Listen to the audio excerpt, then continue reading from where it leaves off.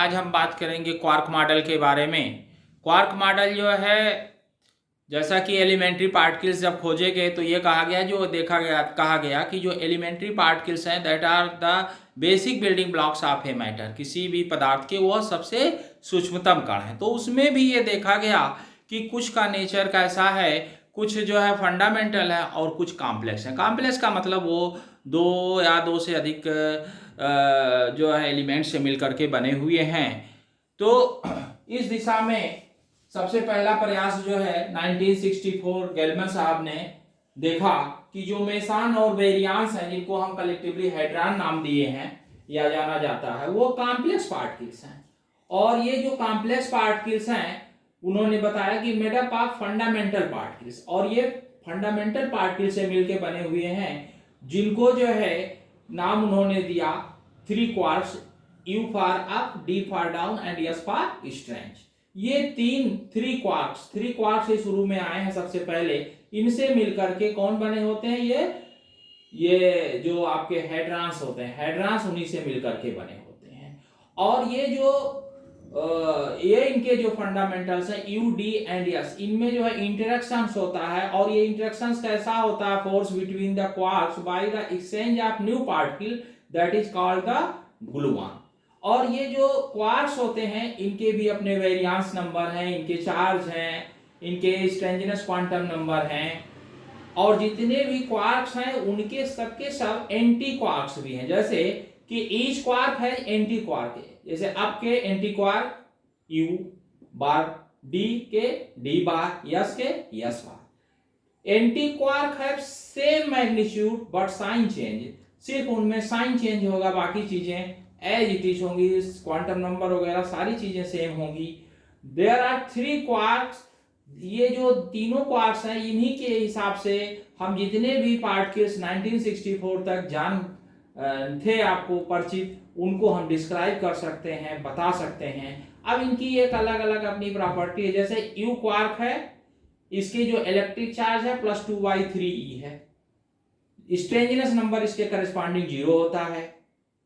Down जो है D for down का इलेक्ट्रिक चार्ज -1/3e होगा, स्ट्रेंजनेस नंबर 0 होगा। यस जो है आपका, इसके करस्पॉन्डिंग इलेक्ट्रिक चार्ज जो है -1/3e होगा, स्ट्रेंजनेस नंबर इस केस में -1 होगा।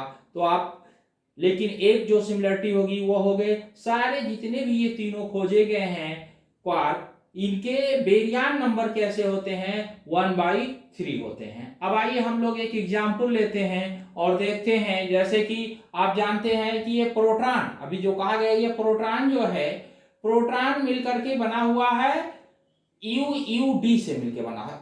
U का मतलब आप देखें यहां पर up, U up D down. तो ये 3 क्वार्क से मिलकर बना है UD। अब देखते हैं कि क्या ये सेटिस्फाई करता है कि नहीं करता है जो प्रोटॉन के लिए प्रिस्क्राइब क्वांटम नंबर्स की वैल्यू है और इलेक्ट्रिक चार्ज है। तो इसके लिए हम देखते हैं इलेक्ट्रिक चार्ज को पहले हम चेक करते हैं। इलेक्ट्रिक चार्ज देखिए U है, U का इलेक्ट्रिक चार्ज हमने बताया है 2/3, तो 2/3U, फिर 2/3, फिर ये D के लिए -1/3, तो +1 आ गया। तो इलेक्ट्रिक चार्ज ठीक है +1 होता है प्रोटॉन के केस में। बेरियान नंबर, क्योंकि बेरियान नंबर सबके केस में 1/3 होता है, तो 1/3 + 1/3 + 1/3 दैट इज +1। स्ट्रेंजनेस नंबर, सभी के स्ट्रेंजनेस नंबर जो है अगर देखा जाए, स्ट्रेंज पार्टिकल्स जो है उसको छोड़ करके 0 0 0, तो ये 0 हो गया। उसी के केस में सिर्फ -1 होता, तो वो यहाँ है नहीं, यहाँ पर तीनों के केस में 0 होगा। तो हम देखते हैं कि इलेक्ट्रिक चार्ज +1 आ गया, बेरियान नंबर 1 आ गया, स्ट्रेंजनेस नंबर 1 आ गया। तो हम ये कह सकते हैं कि all are in agreement with the quantum number of proton. अगर हम इसको मॉडल के रूप में बनाए तो देखिए UD, तो UD और ये तीनों जो है मिलकर के क्या बना रहे हैं, एक प्रोटॉन। तो हम ये कह सकते हैं कि ये क्वार्क मॉडल हो गया प्रोटॉन का। इसी प्रकार से हम इसका एंटी प्रोटॉन भी बना सकते हैं। जैसे हर क्वार्क के एंटी होगा, जैसे U के U हुआ, तो इसके मैग्नीट्यूड तो बराबर, लेकिन यहाँ -2/3 हो गया, यहाँ पर क्या हो गया, -2/3 हो गया, यहाँ पर -1/3e था, तो यहाँ +1/3 हो गया D बार। और ये तीनों मिल करके अगर हम ऐड करेंगे तो क्या हो जा रहा है, -1 हो गया, एंटी प्रोटॉन हो गया। इसी प्रकार से हम न्यूट्रॉन का भी समझ सकते हैं। तो अब आइए दूसरा और एग्जाम्पल लेते हैं, मेसान के बारे में हम बात करते हैं। मेसान का एग्जाम्पल लेते हैं। मेसान में पाई प्लस मेसान लेते हैं। तो पाई प्लस मेसान में 2 क्वार्क से मिलकर बना है U and D anti bar of D, anti particle of D। तो इसके इलेक्ट्रिक चार्ज क्या होंगे, +2/3 होगा। D का होता है -1/3, लेकिन ये इसका एंटी है तो ये 1/3 हो जाएगा, तो ये +1 हो जाएगा। बेरियन नंबर 0 हो गया, स्ट्रेंजर्स नंबर 0 हो गया।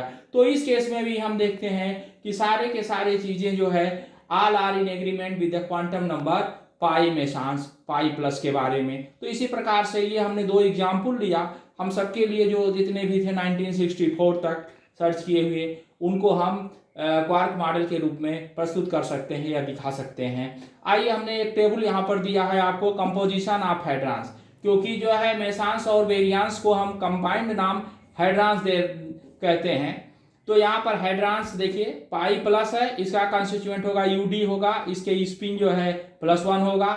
यहाँ पर देखिए चार्ज जो है +1 होगा, स्पिन क्या होगा, U के करस्पॉन्डिंग हाफ हो गया अप साइड, और D एंटी क्लॉक है, एंटी पार्ट किया तो ये डाउन हो गया, दैट इज करस्पॉन्डिंग 0 हो गया। बेरियन नंबर -1/3, -1/3 0 हो गया, स्ट्रेंजर्स नंबर 0 हो गया। इसी प्रकार से K प्लस का देखिए, K प्लस का US एंटी पार्टिकल, तो यहाँ पर भी ये एक जो है क्लॉकवाइज हुआ, एक एंटी क्लॉकवाइज, स्पिन यहाँ पर 0 हो गया। तो इस प्रकार से देखें आप, प्रोटॉन के केस में UUD है, UUD है तो यह +1 हो गया। यहाँ पर अगर हम इसके स्पिन को देखें तो U अप D डाउन हो गया, हाफ है, +1 है, 0 है। इसी तरह से न्यूट्रॉन का भी देखें, यहाँ पर सिग्मा हाइपरांस का भी देख सकते हैं, ये S है। इस प्रकार से तो हम देख रहे हैं कि जितने भी जो है कॉम्प्लेक्स पार्टिकल्स हैं, उनका जो फंडामेंटल है क्वार्क है, जिनसे क्वार्क से मिलकर के बना है, तो ये एक्सप्लेन हो जा रहा है इस प्रकार से। इसके आगे ये देखा गया कि आइए हम आपसे कलर्ड क्वार्क के बारे में बात करते हैं। कलर्ड क्वार्क क्या होता है, तो आप देखें इस टेबल में, जैसे हम प्रोटॉन का एक एग्जाम्पल ले रहे हैं, UUD, तो U का करस्पॉन्डिंग जो है अप, स्पिन हाफ, ये अप और ये डाउन हो गया। या यहां पर देखिए न्यूट्रॉन में ये डाउन डाउन, यहां पर 2 U है और ये हाफ जो है, लेकिन अब या सिग्मा हाइपरांस में देखिए 3 S है, तो यहां पर भी सेम हो गया। तो लेकिन ये जो है पाउलीज एक्सक्लूजन प्रिंसिपल को वायलेट कर रहा है, क्योंकि दोनों सेम नहीं होने चाहिए भाई। पहले केस में पाई प्लस में तो एक अप हुआ, एक डाउन हुआ, एक पैरेलल हुआ, एक एंटी पैरेलल हुआ, तो ये 0 हो गया स्पिन, समझ में। लेकिन यहां पर दोनों का सेम हो गया, और यहां पर क्या हुआ, ये तीनों का सेम हो जा रहा है, जो कि पाउलीज एक्सक्लूजन प्रिंसिपल के खिलाफ है, वो उसको फॉलो नहीं कर रहा है। तब कहा गया पाउलीज एक्सक्लूजन प्रिंसिपल को कैसे फॉलो कराया जाए, इसको कैसे डिस्टिंग्विश किया जाए। तो एक नई प्रॉपर्टीज को इंट्रोड्यूस किया गया, दैट इज कॉल्ड कलर। तो कौन कौन से कलर इंट्रोड्यूस किए गए, रेड, ग्रीन, ब्लू।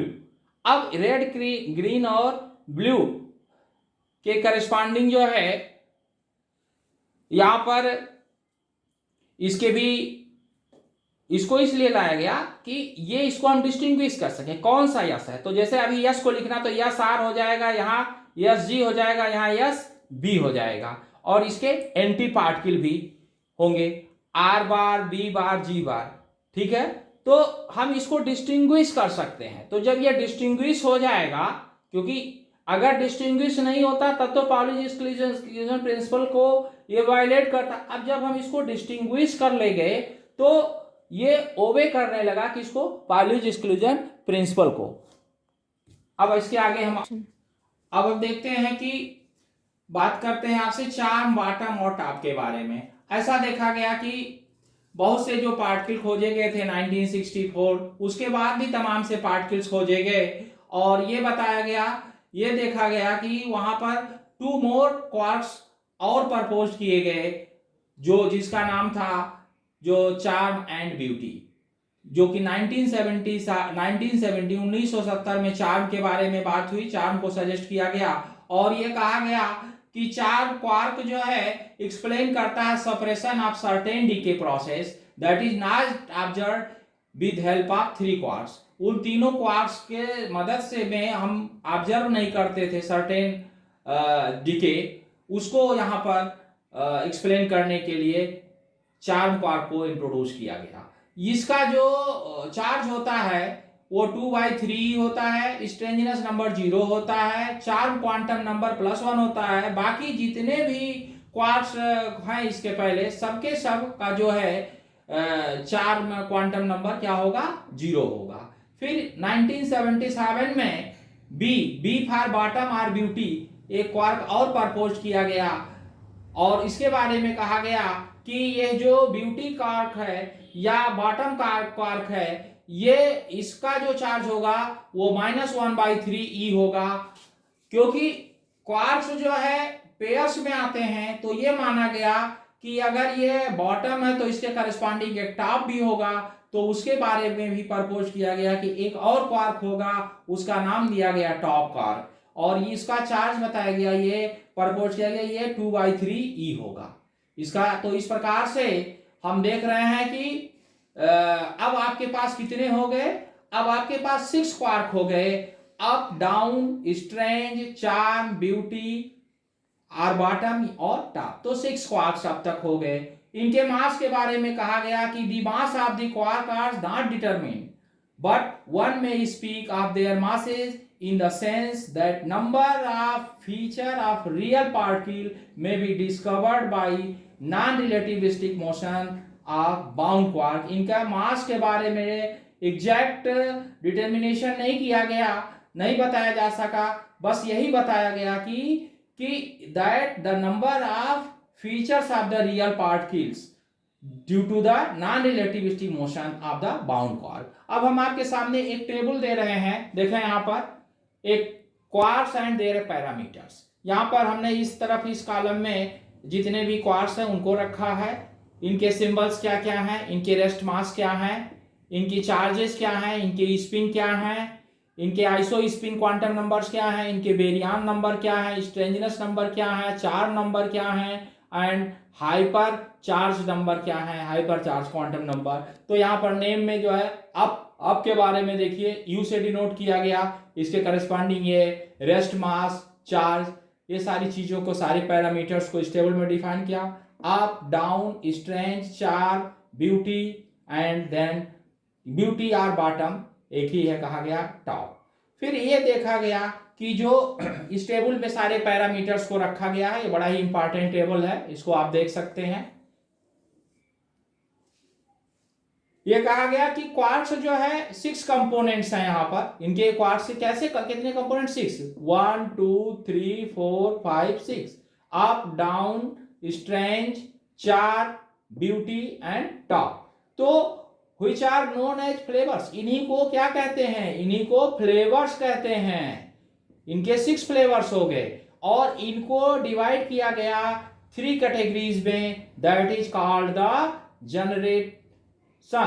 इनको जनरेशन कहा गया 3 कैटेगरीज को। तो फर्स्ट जनरेशन में फर्स्ट 2 क्वार्क्स रखे गए अप और डाउन क्वार्क, सेकेंड जनरेशन में रखे गए स्ट्रेंज और चार्म क्वार्क्स, थर्ड जनरेशन में रखे गए ब्यूटी एंड टॉप क्वार्क्स। देखें आप, तो इस प्रकार से इसके ये 3 जनरेशन हो गए। तो हमने आपको क्वार्क्स के बारे में, इनके जो मॉडल था इसके बारे में पूरा बताया। अब इसमें अगर आपको कहीं कोई दिक्कत हो तो बताइए, एक बार इसको देख लीजिए। आपको कैसा लगा मेरा वीडियो ये भी लाइक करके हमें बताइए। That's all, thank you.